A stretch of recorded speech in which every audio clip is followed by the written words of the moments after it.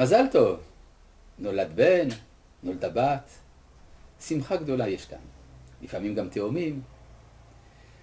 בכלל, להיוולד זה דבר יפה.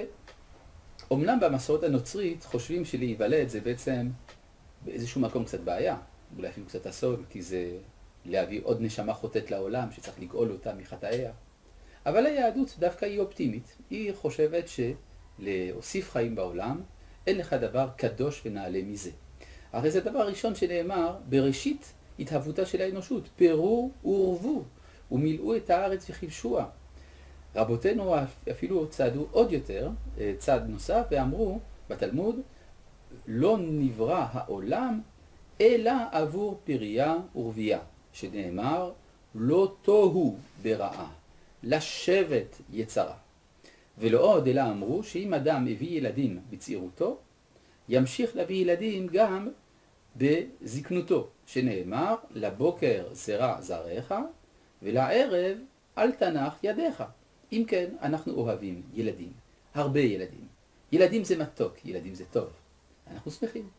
אנחנו רוצים לציין את העובדה שנולד לנו ילד.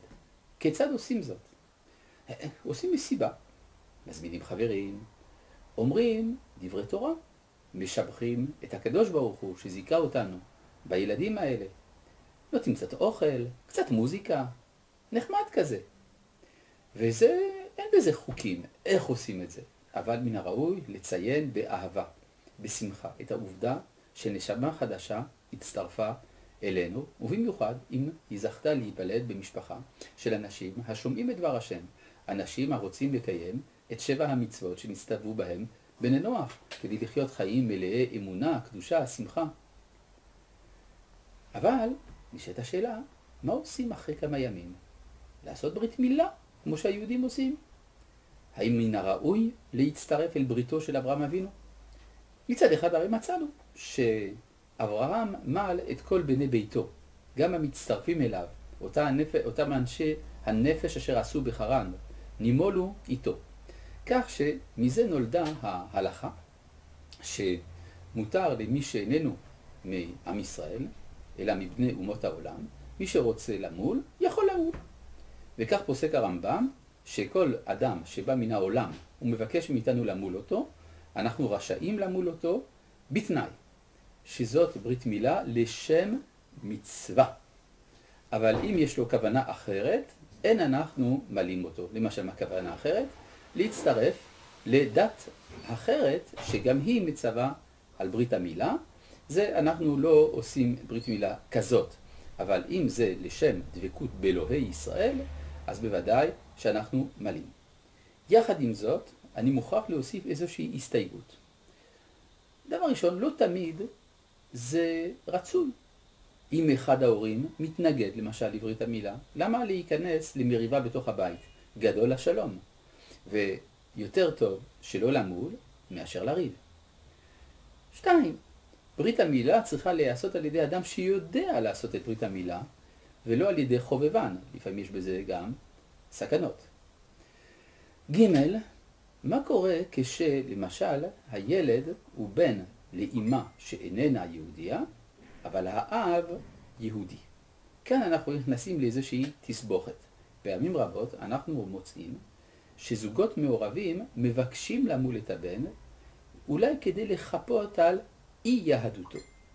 וכאן אני מוכרח לציין את עמדתו של אחד מגדולי הרבנים מלפני 100 שנה, הרב קוק, שאמר שבמקרה כזה עדיף שלא למול, על מנת שלא יחשבו שהוא כמו יהודי, חצי יהודי, יהודי שלם, הרי הוא עבר ברית מילה. יותר טוב לומר, לקבל את העובדה, אינך יהודי. אם תרצה לעבור גיור, נפנה אל בית הדין, ואז בית הדין ימול את הילד הזה כיהודי. אבל ליצור איזה מצב מתוסבך, שבו הילד לא ידע מהו, כי הוא נימול בגלל אביו היהודי. כשההלכה אינה מכירה בו כיהודי, הדבר הזה עלול להכניס אותו לתסבוכת נפשית, פסיכולוגית, שעדיף למנוע ממנו.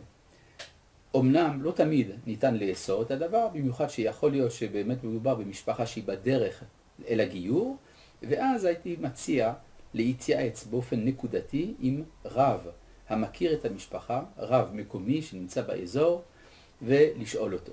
אבל בכל מקרה, ברית המילה יכולה, במידה והיא נערכת, להיעשות על ידי מוהל, יהודי המכיר את מנהגי ישראל ויודע להציע אל המשפחה את סדרי ברית המילה, השמחה הנלווית אליה, הפסוקים שיאמרו אז, והדרשה שיאמר האב או האם המאושרים באותו הטקס, והדבר הזה מהווה בעצם הצטרפות אל בריתו של אברהם אבינו, אביהם של כל בני אומות העולם החפצים בדבקות באלוהי העולם, אלוהי נוח, אלוהי ישראל.